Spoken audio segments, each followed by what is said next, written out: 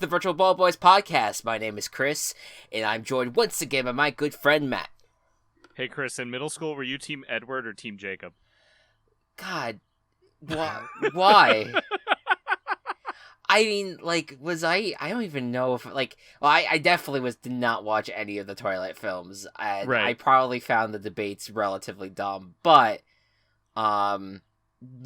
because I feel like as a society, we have to have input on everything, even though we have not experienced it or seen it or in any way. I don't know. I feel I from what I understand, Team Edward, maybe. I don't know. I don't know. I mean, I don't know. It's because I was Team Jacob by default just because I thought werewolves were cooler, and still do think that werewolves are cooler. Cool, yeah. But also, who cares? It's a dumb book series. Whoa! Just shut down the Twilight fandom. Welcome back, everyone. I hope you can ruminate on the Edward. Please use the hashtag VBB or add us at Virtual Ball Boys to let us know if you're Team Edward or Team Jacob. Anyways, welcome back to another episode. Last week we were very short on news, and this week, oh boy, there's a lot. Yep. ooh, baby. We'll start with some non NFL news, more college football front. The Big Ten and Pac-12 officially announced that they will cancel the fall season and are looking to play spring football. These were controversial decisions, in many ways, with some, being pissed about the idea that any sport was being canceled, and I was seeing replies like, this is the people who wanted people to wear masks are the reason why this season was canceled.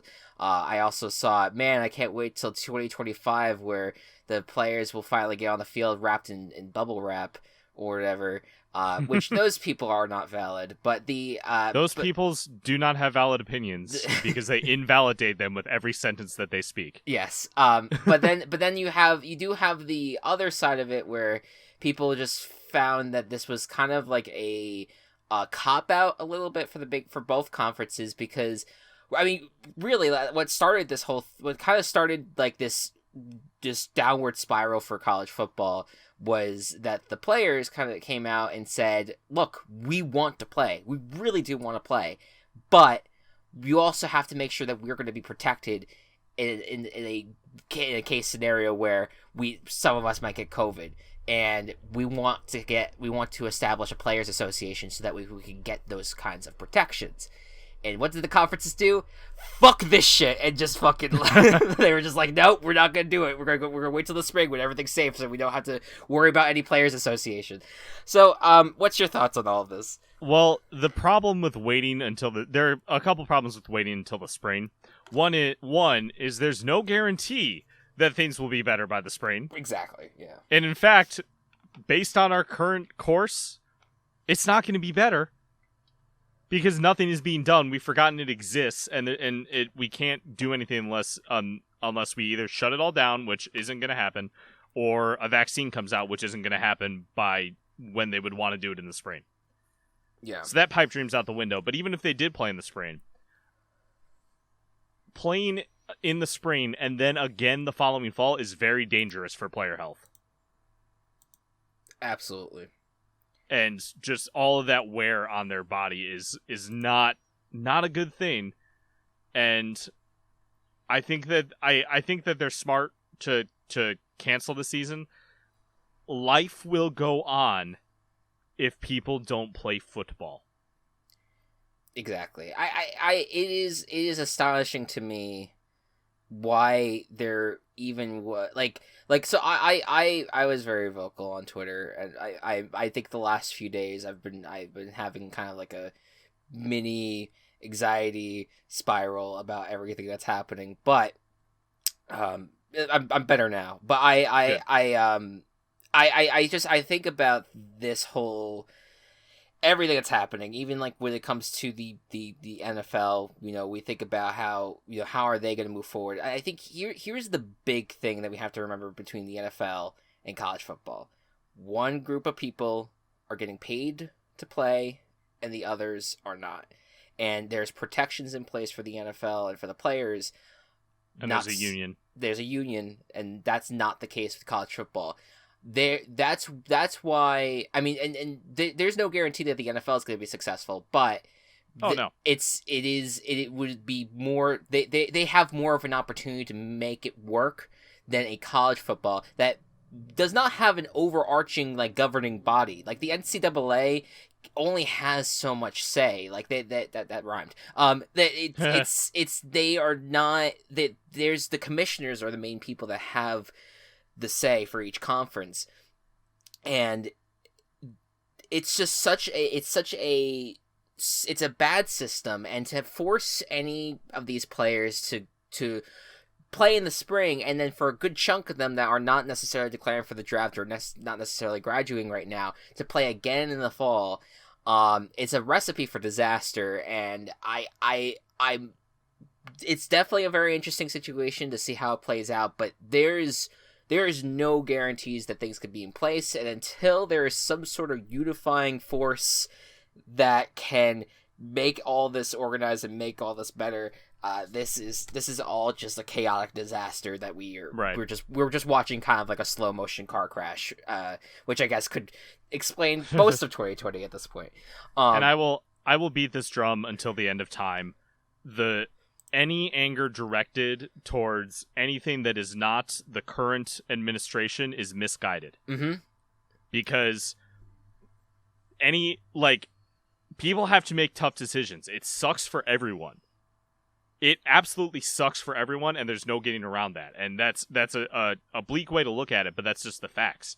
And the reason that we are here is because the leadership of the country did not do what was needed to prevent us from getting to this place. And now, even though more than half of the country is pretending that this is over, it's not. And things still have to be canceled. Things still have to be reared back because we're not ready to live as we did. And this is how it is. That's how it has to be. And I think a lot of people, unfortunately, have lost things that they can control, and that really upsets them. And their cognitive dissonance of what they need to do to get that control back isn't in the right place. I completely agree, and I think that it's I have my disdain for our government as a whole. I know we want to blame the main guy, and that's fine, and I, for the most part, very much agree. But I think it's a system of all of our leaders who have dropped the ball on this on this whole disaster, and I am very it is gonna take a long time to recover from this, and I do feel for college football, for the NFL, in that they have to figure out how to do all of this, and for all the sports leagues that have to fucking try to figure out a way to deal with all this, even though this should not have ever been their responsibility. It should have been the responsibility of the government. Exactly. And now that's a little bit more of a obviously, I do feel bad for them.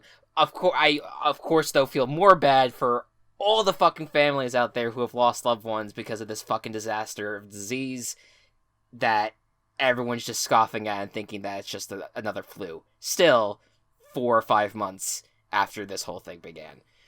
It's asinine. Yep. Let us move on to more happy news. Not really. Darius Geis. Ooh. This actually happened the day after we recorded.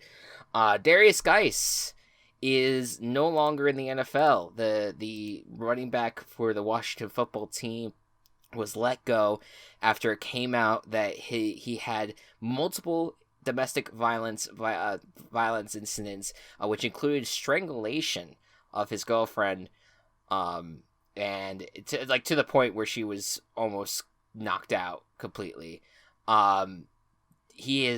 He turned himself in finally, and I guess these charges were being sorted still, and that's why the Washington football team took so long to actually release him, but the fact that the charges were dropped, the news dropped that the charges were handed down, and then like literally 5 or 10 minutes later, the press release came out from Washington saying that he was released. Your thoughts on this? I'm pretty sure I texted you that that was the fastest news come outs of player crime to player being released that I've ever seen on Twitter. It was incredible. it was like I kind of like, I felt like it was one of those things where Washington has been through enough this whole off season that Right. It was just like, no, fuck this. No, we're not having this hang over our head. Fuck this. Go away. No, fucking get out of here. Get out of here. Yeah. I think that a lot of people. I think there's a lot of people who probably are disappointed about how that, came to be. That in terms of like this seemed to be the guy that was like the hope for this team in terms of building some sort of strong offense around, and yeah, I understand, but like obviously with the circumstances, it had to be done. He had to be let go. He should not be playing another down of football. Nope. With that said, Washington football team, I don't think that they're in the worst position with running backs because they still have Adrian Peterson, who's actually been playing relatively well. There's also Antonio Gibson, their rookie running back that they drafted. That he might have some hope for them. I think he's from Memphis, which is known for a very heavily running back school. And Bryce Love is also on the team. He's been injured for the last year or so. Remember when they drafted an injured running back to replace their injury-prone running back? Yeah. So, but Bryce Love at his peak was one of the best running backs in football. Yeah. So hey, there's hope. They also have Peyton Barber, who was on Tampa Bay for a little while. So this is not a terrible running back room. They'll recover from this on that front. But still a blow overall to the franchise. Yet another one. Moving on. Keep them coming. No, I'm kidding. Yes. We got some news about some extensions overnight. George Kittle and Travis Kelce, the top 2 tight ends, both reached massive extensions. One was a 5-year deal, I think, for George Kittle, and then I think Kelce got a 4-year deal. Yeah, which given the 2 players' ages, that makes sense. Yeah. So this is 2 massive deals for these guys. I mean, this was a had to be done thing. But what's your thoughts on them and what you think that this does for both of these franchises? I think it just really locks down a very, very reliable members of their teams. Yeah. That's pretty much it. Yeah, Kittle and Kelce. I think that they both. I mean, we've heard about George Kittle wanting to get paid for some time now. And there was there were some people that are like, oh, maybe he'll hold out, but that never really came to fruition. He's still been going to camp, and I think that's probably because these extensions were coming. And with Travis Kelce, this was very under the radar that the extension talks were happening, but they got it done. To a big step for both the 49ers and the Chiefs, the 2 of the best teams in the league right now that are consistently remaining better. Watch out, NFL. Watch out, NFL. Look out for these 2 teams that both made the Super Bowl last year. Yeah, they're under the radar. They're just creeping in the shadows. The Dallas Cowboys, meanwhile, signed Everson Griffin, the longtime Minnesota Viking defensive end, adds to an already pretty solid defensive line, and another reason why the Cowboys might be a little dangerous this year. What's your thoughts? This signing made me nervous because, like you said, Cowboys are going to be a good team this year. And we don't want that. No, neither of us want that. Well, look, Jerry Jones can go fuck himself. So, that's I'm not my general feeling. I'm not against the Cowboys doing well. I hate them as a Giants fan. Like whatever. Like if they like finally get to the Super Bowl, then good on them. But like you said, yeah, fuck Jerry Jones. I don't really care for him. But no, like this team is just interesting, and the fact that they added like another, like they already have DeMarcus Lawrence on there. I'm guessing that Everson Griffin would play opposite him. And then you already have Gerald McCoy on your defensive line. On the defensive as a defensive tackle, I should say. This is just another little feather in their hat. Is gonna be wild. I think it's like, it is hard to see, like, especially with how injury prone the Eagles are, and just how very low I am on the Giants and generally the Washington football team as well. It's hard for me not to see the Cowboys as the favorite at this point. Oh, in the division for sure. Yeah, for the conference, it might be a little too early for that, but for right now, the NFC East looks like it's gonna be the Cowboys to lose.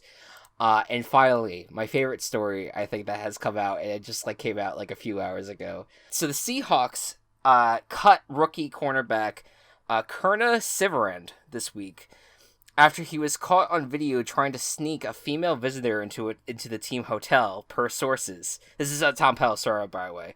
Yeah. Clear message on the responsibility everyone has in the NFL's COVID-19 world. Put the team at risk, suffer the consequences. And then more information on this. So the woman was wearing Seahawks gear in an attempt to disguise her as a player, I'm told. It did not work. Oh my god. I didn't hear that part of the story. I heard the rest of it.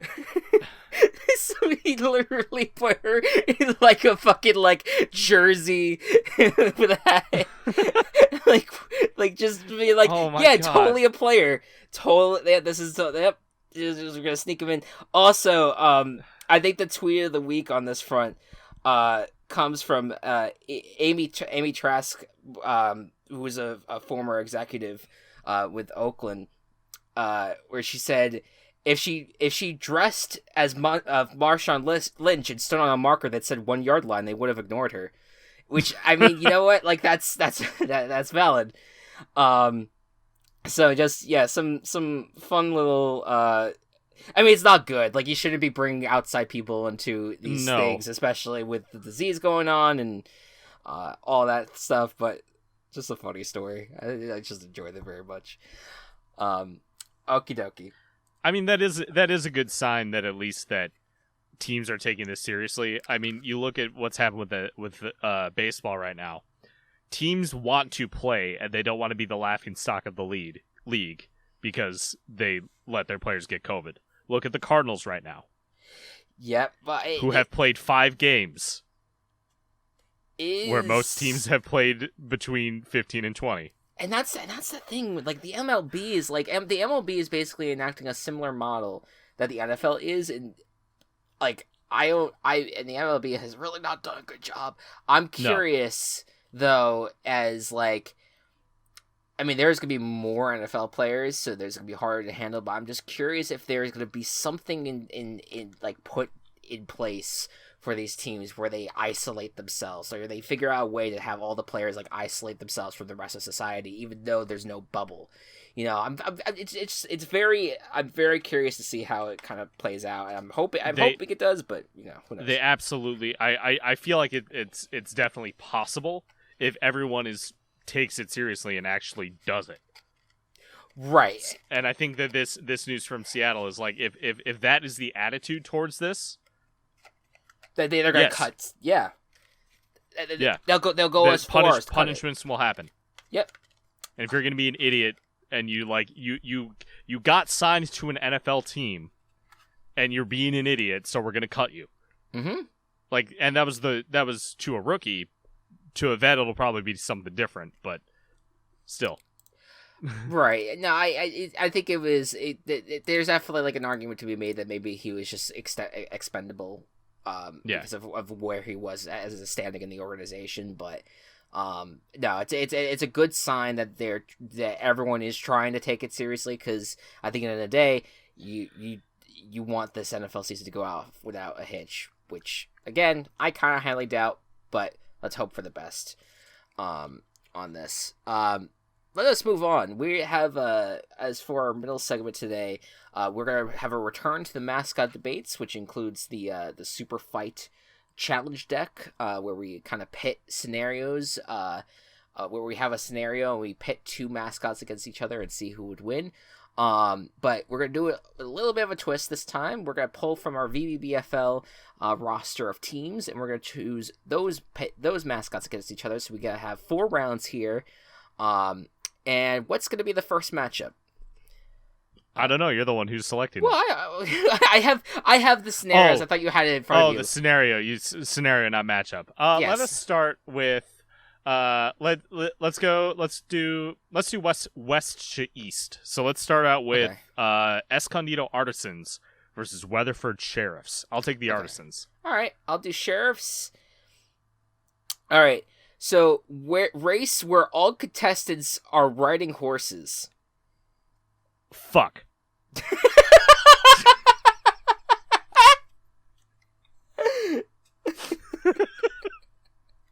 Rip. Do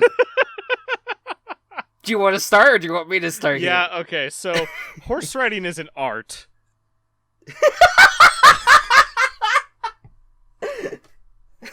That takes a gentle touch, an eye for the specifics. You know, where to turn, how to turn them, and it's not you need the detail oriented eye in order to really know how to ride a horse well. Okay. I think that the sheriffs have plenty of experiences with the horses. That they are, especially if we're talking like the classic Western sheriff, which I think that's what we described it when we first made the team. Yep. Is riding horses, and not only that, but they have the agility to also like be shooting guns on that horse. You know, that they're able to kind of like they're able to probably like eat breakfast while like riding a horse at top speed, because that's just how balanced and at peace the sheriffs are when traveling around town or just traveling and fighting against bandits. So I think that the sheriff will come out on top in that one. Cool. All right. What's our next matchup here? So we're gonna do the other Western ones. So yeah, let's do the other Western one. The Anaconda Mountaineers versus the Brainerd Paladins. Which one would you like? I'll take the Mountaineers. Okay. All right. Oh God, you know what? The top 2 deck was really stacked against the Artisans, I would say. This next one is good old-fashioned pistol duel. Okay. Can you imagine if that... that one came out for the sheriffs. I would. Yeah. That's rough. All right, I'll start with the Mountaineers. Okay. I'll be real honest here. I actually am not too sure what a mountaineer is. I think just a person who does stuff in the mountains. It just exists in the mountains. All right.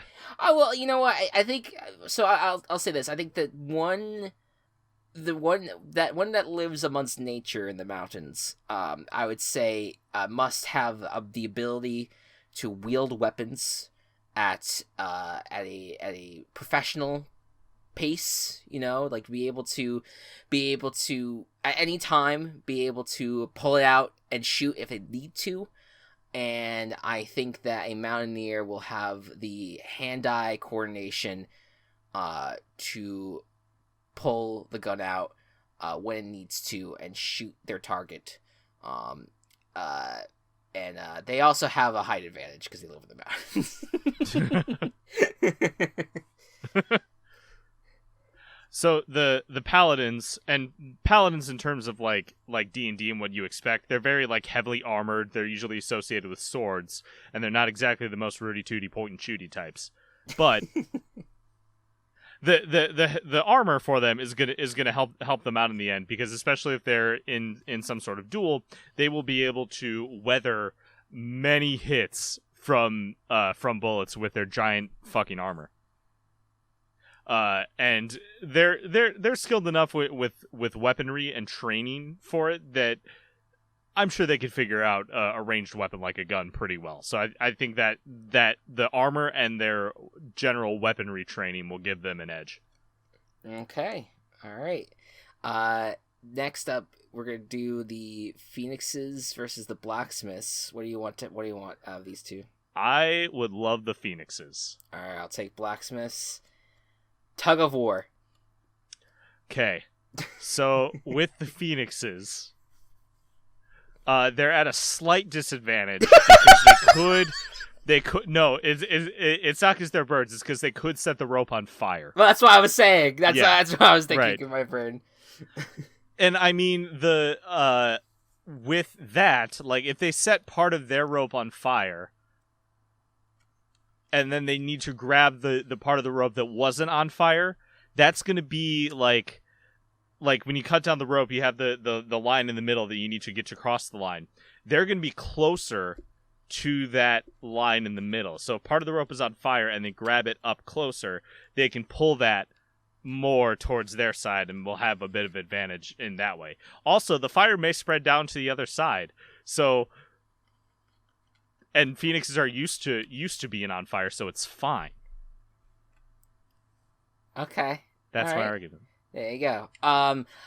For the Blacksmiths, I think that they're just good with tools. They're good with handling tools. I think that they're able to grip tools well. and more specifically grip a rope, and I feel like when I think of a blacksmith, I think of someone that's like burly, that's someone that like is able to kind of have the strength to create these things, and also I think will be able to pull anything, including a phoenix, over. And I don't know where this is, like if this is like a deadly tug of war or if this is just like, oh no, you're just gonna tip over and you're done, type thing. But I think the blacksmith, with their strength and their ability to kind of handle I'm sure a blacksmith works with rope. You know, like I don't think that's not like a no, I only work with metals type thing. Like I think the blacksmith, you know, knows what it's getting into, and we'll pull it through here. All right. For the Weavers versus Privateers, I'll take the Weavers. Okay. The battle is Twister. Like Twister, the board game? The Twister, the board game. Okay. So Privateers are like they're like pirates, but they're more like official hoity-toity types. They'd be the antagonists, I guess, in Pirates of the Caribbean. Like they're the government ones. Sure. I guess. However, you know, still being out on the open seas, you need a lot of physicality in order to survive out there. And ships might not always be the biggest, so you need to be able to fit into small space as well.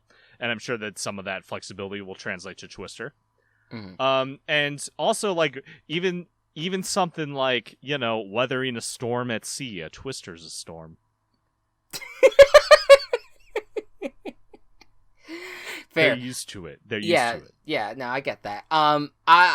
For the Weavers, I feel like what gives them the advantage is that they have the ability to create clothing that they wear that is as light as possible, so that way they don't feel like a weight on them as they are being flexible in these positions. So like you're not wearing like the worst possible clothing that can make you feel even more tired. Like you're not wearing like heavy sweatpants, heavy sweatshirts. Like no, this is like the thin, very thin clothing to make it so that way they can be as flexible as they need to be in order to achieve. And like it's almost as if like the clothes end up being so thin that like they can't be interfered with, almost, you know, with the like outside of maybe like just like body part touching body part, but like yeah. they if you accidentally brush on someone's clothes, that could maybe throw off their balance. Like no, this is like they're almost wearing like these really tight t-shirts.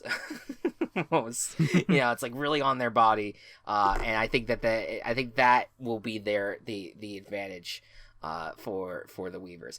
Also, I want to apologize. I have to admit something about an earlier debate. Yes. Because I did this very unconsciously, and decided to roll with it. But when I said race where all contestants are riding horses, there is a blank where it says horses. I filled it in horse by accident, but decided to roll with it. Chris. But like at the same time, I was like, "What the fuck are we gonna fill there? I don't know." Like, how are we gonna do this? I mean, like that was so biased to your side, though. I know. I realized that, and I should have said something, but I was maniacal. This is all stupid. I didn't know if we wanted to redo it, but no, it's fine. The other one was the one that we were going to do for this last one. I had no idea what the fuck it says. The most dangerous game. The most okay. Huh. Like what that... like it's very vague. To say the least. Is that hunting man? Is that like a term used for another thing? Like the most dangerous game is this story where there's a big game hunter who decides that they're going to hunt the most dangerous game, which is man, and he gets a bunch of humans and lets them loose and wants to hunt them. Oh God! Wow, that's dark. It's something that's been parodied a lot. Okay, I've never heard that referred to that before. So that's where I was just like, yeah, we're not gonna do that. All right, let us move on here. We're actually making some pretty good timing here, but we are moving on to the Brainerd Paladins. We have this is our second team in the Western Division. General Manager Jacob. Yeah, Jacob was our general manager. Thank you, Jacob. We also had so we did the Anakai Mountaineers last week, and it was a strong ball handling team to start out the West. So let's see where this goes, and we're going to start with Jesse Faden, who was a top pick for Jesse. When we learned about Jessie, she's the protagonist of Control. She has some mind powers essentially that she deals with. That she has a head of this FBI type organization, hunting down demons. Because we initially had what's it called? We initially had a list of abilities that we read off during the actual draft. That I remember that we kind of talked about. Yeah, I don't see those on this wiki, so maybe this is a different one. Someone removed them, maybe. How dare they? Wow, why would you do that? Why would you make something less informative? Why would you not let us know? I remember there was things like telepathy. Yeah. There was actually being able to move objects, I think. Stuff like that. Regardless, she's kind of a leader of the Federal Bureau of Control. Yes. She's the director. So what are you thinking? I mean, she seems like she is someone that is physically gifted as well as someone who is mentally gifted because of mind powers. So all around, and then also a leader. So what do you think? I think increase on offense. Okay. Do you want to do +3 offense, -2 defense, -1 ball handling? Let's do it. Okay. Perfect. All right, next up, the other quarterback. Interesting thing about this team is that there are 2 players drafted at every position, which is the only team that did this. Yeah, that's kind of wild because we didn't purposely have it set up to have that happen, but yeah. No, this was a GM choice. Six types of positions, and 12 draft choices. Yeah. Yep. That makes sense. All right. Okay, so yeah, tell us about Mewtwo, Mr. Pokemon. So Mewtwo is a Pokemon. It was the basically the super boss of the original games. It was the last Pokemon that you could catch. It is genetically modified based on the DNA of Mew. who was a legendary Pokemon. Mewtwo was created in a lab, and is very intelligent, capable of communicating with humans. Very, very intelligent. That's the thing that you need to know about Mewtwo, is that it is smart as hell. Okay, so that to me, when I think smarts, I think someone that handles balls well.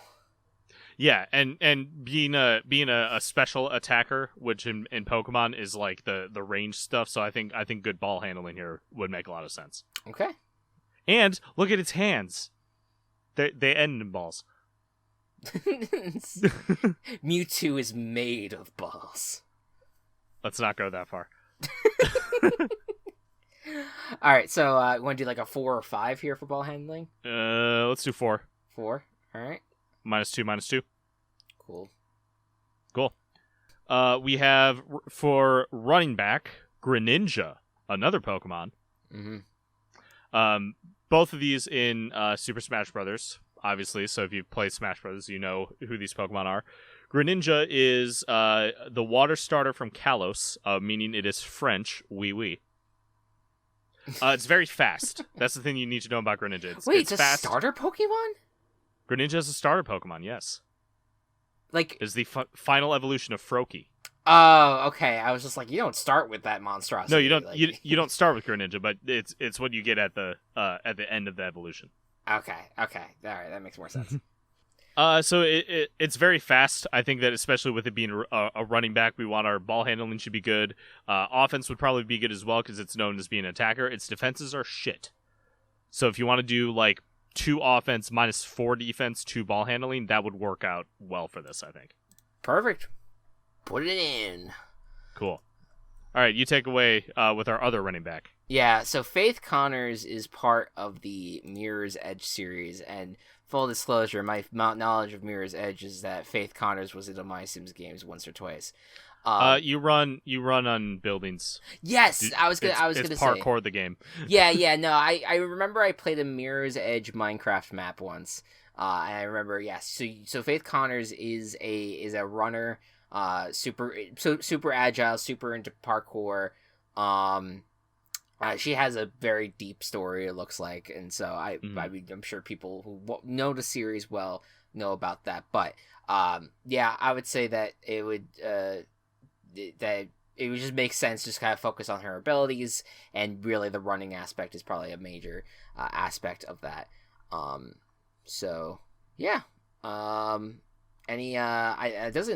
It doesn't really look like there's any like other special abilities that she has based on what I'm seeing here. Just a really fast runner who can really insane jumping ability. So I look at this as being someone who's offensively strong. Then. Okay. Do you want to do 4 on offense, -2 defense ball handling? Sure, let's do it. Because we could think of her too as like a runner who's really fast but doesn't hold on to the ball. That's what this would translate to. Sure. Yeah, that's fair. That's fair. Okay. All right, King Boo. Next up, wide receivers. We start with King Boo from the Mario series. I'm not really sure how to stat King Boo. So what I understand about King Boo, I have not is King Boo from Luigi's Mansion? There is a version of King Boo from Luigi's Mansion, but it's a different design than what's seen in like Mario Kart. Yeah, so I know King Boo from Mario Kart and baseball. Yeah, that's kind of who that is the more common King Boo. They basically do the same thing. Yeah, so like it's like you turn away from them and they'll approach you, but if you're facing them, they will disappear. Right. They're basically sneak up on you to attack you. But I don't think there's any other special abilities outside of being able to chase down anything. But I think that's good for the speed. I think offense is kind of like the best one to go with, because I don't think the ghosts have very good defense. Being ghosts, they're already dead. They have no more defense. And the ball handling, I don't like with their stubby arms. I don't really picture them being able to carry things well. I think offense and being able to kind of scatter on the field, or disappear and then reappear where the ball is going to be caught, like, I feel like that's perfect. Okay, so let's do -3, -1, -2. Perfect. Cool. Our other wide receiver is Diddy Kong, also from the Mario or Donkey Kong series, depending on what you want to associate him with. Yeah, Diddy Kong's been a protagonist more in the Donkey Kong series, so yeah, that's where he's at. I've not really played a lot of the Donkey Kong series. Do you have maybe more knowledge than I do on the Diddy Kong? Yeah, I know enough. He's got the peanut gun. He's a lot more agile than his gorilla companion. Yes. He can jump really high. He actually has a double jump, and in some cases, like a jetpack that lets him hover in the air. So this is like a sneaky good wide receiver pick, despite his height. And Absolutely. I think ball handling would be his forte here.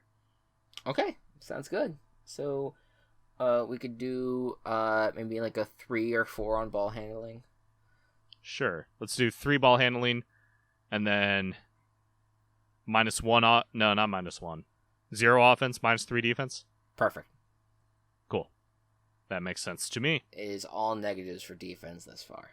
That's fine, but we look at who we have coming up. They're going to be very big on defense. Yes, yeah, we got some recovery happening for Brainerd. Yep. Up front here. Next up is Rob for the offensive line.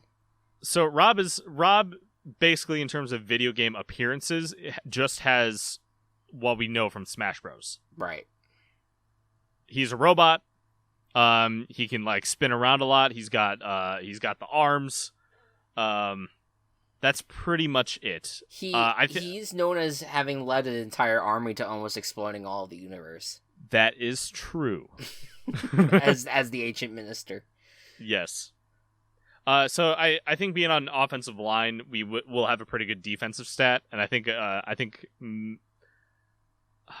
do we want to add to either offense or ball handling, or do we want to do really high defense, like a 4 or 5? I feel like it's so here's what I'll say. Like, initially I was gonna be like, let's just go all in on defense, but would you make the argument that that somewhat better ball handling could be said about the ball-shaped bombs that they were able to activate? I'll give you that. So do you want to do? How about this? 3 defense. Yeah. 1 ball handling. Okay. -4 offense. Perfect. Cool. See, this is where the offensive score is now going to come down a bit. Yeah, and especially with the next 3 that we have. Yes, bring on Womp. Womp. So Womp from Mario. This is the one, and I always get these ones confused between Womp and Thwomp. The Womp is the giant slab with arms and legs. Yes. You fight him on the top of is it Tall Mountain? Like what's It is Womp's Fortress. That's Womp's Fortress. Okay, that's yes. Okay. Bob-omb Battlefield is where you fight King Bob-omb. Right. Tall Mountain, I forget if there's even a boss on top of that. No, I don't like Mario 64, so I don't know a ton about it. It's just there. I think there's just a monkey on top of Tall Mountain. You know that shit Twitter trend that's been going around. That's like, oh, say this thing that can get your blank card revoked. Yes. My Mario card revoking is that Mario 64 is a shit game. Would you play it if it got remastered for the Switch? Probably.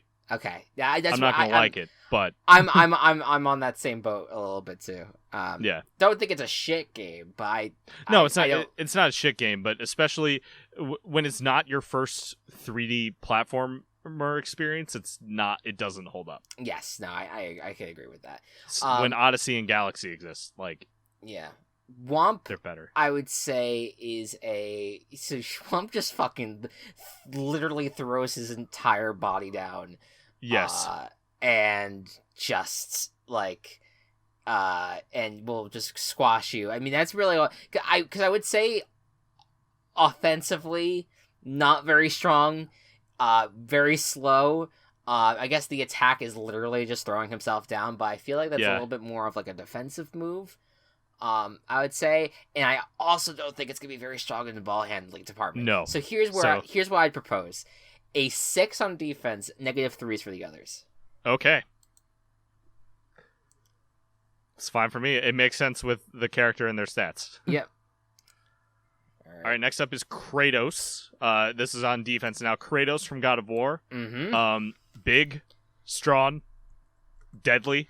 I've decided that I feel like I don't want to speak during the God of War segments because I just make a fool of myself in pronunciation every single time. What was who did you fuck up so much last time? Well, it was Kelsey's, it was like one of the wide receivers. Was it Allrun? Oh yeah, Allrun. Yeah. But it was not so much Allrun, it was his backstory, or her backstory, I should say. And that it was all the weird god names. So I'm just gonna all I'm gonna say is Kratos is big boy, and big boy deserves Kratos big is defensive big boy. stat. Kratos is murder boy. Yes. Murders all the gods. Grows a beard in the PS4 version. Does not have it in the rest. I feel like with that in mind, then do you think that there could be a room for having a decent defense and offensive stats? Oh, absolutely. Yeah. Absolutely. Like I even think that that if we did 1 offense, 4 defense, -5 ball handling. Fuck.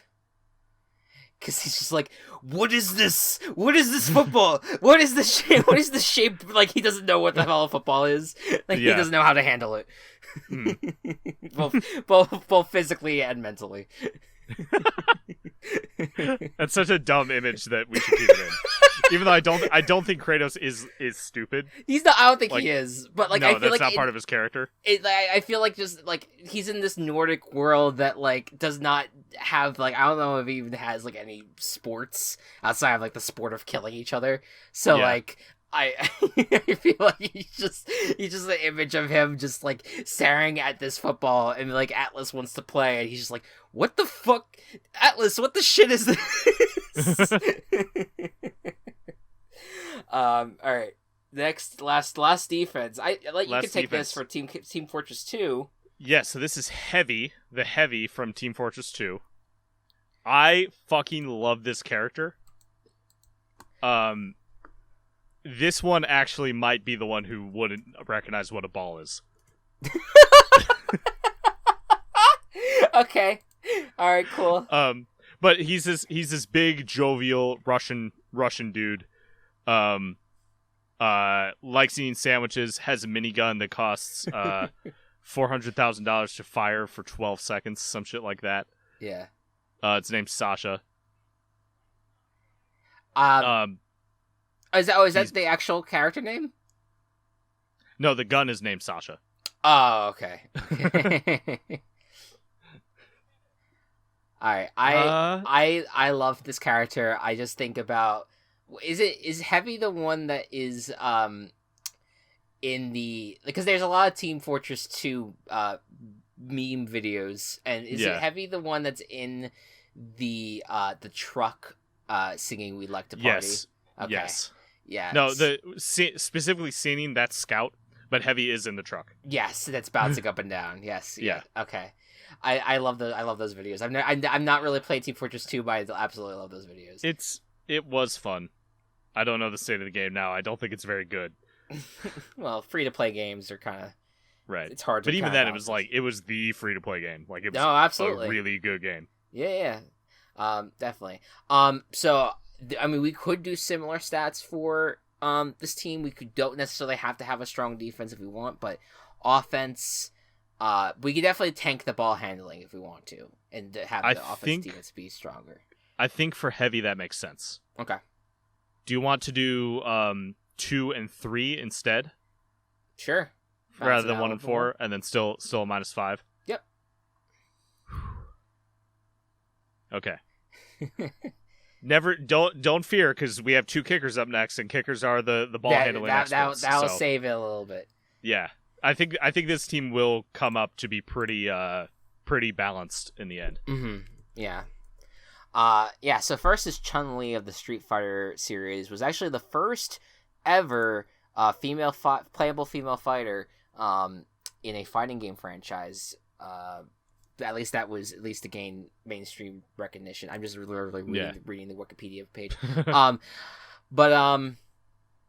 So I don't know. I'm trying to see like what exactly her abilities are. Like, I mean, but I always just think of a Street Fighter character as someone who knows how to punch and kick and just be an all around. In badass. Almost every game, Chun-Li's signature move is Hayakura Tsukyaku, which was her ability to throw multiple kicks in one sitting. Okay, I kind of got from the positioning of her Wikipedia image, I kind of figured that she had something to do with her legs. So that makes sense. So I imagine her ball handling is going to be really good in terms of like kicking and what kickers have to do. Yes. Okay. So do you want to do 3 or 4? Let's do 4. Okay. Offense, defense. Do you want to do? I don't know. -2 across the board. Okay, I think that's fair. And then our last kicker, is this the only team with 2 kickers, or does another team have 2? There's Anaconda also has 2 kickers. Anaconda has 2 kickers, and I think we had another 2 kicker situation earlier. Oh no, just Anaconda. Nope. Just Anaconda. So Anaconda and Brainerd, only teams with 2 kickers. That's why they have the rivalry, folks. Yes. And of course, we end it with Eggman. Dr. Eggman from Sonic the Hedgehog. I mean, what can you say? Look at his legs. He's a tall boy. He is a tall boy. He's also round like a ball. Not like a football, but like a ball. Maybe like an egg shaped. Well, he's kind of egg shaped. He is egg shaped. I believe that is why he is named the way he is. So I've always said that the football should be renamed to egg ball. Egg ball. Okay. So how does that translate? Or the eyeball, which I find very funny every single time I say that. How does that translate to stats? So I mean, I would just say it would be I think Eggman is strong in ball handling. Okay. So I would say like maybe we could have it like, because I feel like in every other way he's just a terrible villain. So like, despite him being super intelligent and being able to build robots, but just not being good at the whole villain thing, he's not good at the combat point of things. So I feel like offensively and defensively, like he lets robots do most of the work for him. True. So and like if it was just you versus Eggman would get his ass kicked, but because he's surrounded by technology, I feel like I don't know if this will influence you that much, but his character archetype in Mario and Sonic at the Olympic Games is a technique character. Okay. Which is basically like how ball handling would translate. Oh, well there you go. Because I was gonna say like he literally I don't see him. I see him throwing one punch and then getting really tired. Okay. So I did for those at home, I did -2 offense, -1 defense, 3 ball handling. Okay. All right. So, what is the final total here? So, Brainerd Paladins have a 2 on offense, a -1 for defense, and a -1 for ball handling, which is our first repeat assets, because they're the same as East Chicago. That is quite surreal. I love how it's kind of playing out, because that means we have 2 basically mirror teams. Right. Across the board, which makes me think then, do we think that we have with the last 2 teams, which is the Artisans and the Sheriffs, yes, that we have one team that's offensively strong and one that's defensively strong? Yes, if you look at the rosters right now, East Chicago's going to be defensively strong. Weatherford is going to be offensive. Okay. All right. So, yeah, because we have like 5 offensive line or defensive players, which usually end up being like the defensive teams, and Weatherford has a strong, a very big offensive offense. Yes, especially very with strong those wide receivers. Yeah, and Samus being the quarterback, that's so good. All right, yeah. So we will see that. Yeah, so Escondido will be next week, and Weatherford will be right after that, and we will be done with building the stats for these teams, and I'm super excited about it. I cannot wait to run like a preseason game of this to really get our footing on it. We'll create, random preseason games to kind of like try to execute this a little bit. We could also like each make our own team. So that was to run preseason. That was what I was thinking about. That I was thinking about. We have what we haven't done because we talked about it. What we haven't done is actually draft our own teams just to see, just pull players together that were not chosen before. Yeah. And build our own team that way. I would definitely be into the idea of it. Of doing that. So so we could probably even start doing that next week. We could do like a little fake draft for our not fake draft, but it would be a draft of our own teams, the New York Bozos and the Golden Griffins. The Golden Griffins. Which by the way, if you want to know the lore of our album art, those helmets that you see are those that was supposed to be a representation. Those two teams just haven't really come to fruition. But the New York Bozos and Golden Griffins will maybe show their face for the first time in next week's episode, and we'll be back with news and the Escondido Artisans stat building. And yeah, thank you all so much for listening. And we will see you next week. Good night and good ball. Virtual Ball Boys has been brought to you by Team Chaos Productions. Find us on Twitter at Virtual Ball Boys and find more of our work at Team Chaos Pods.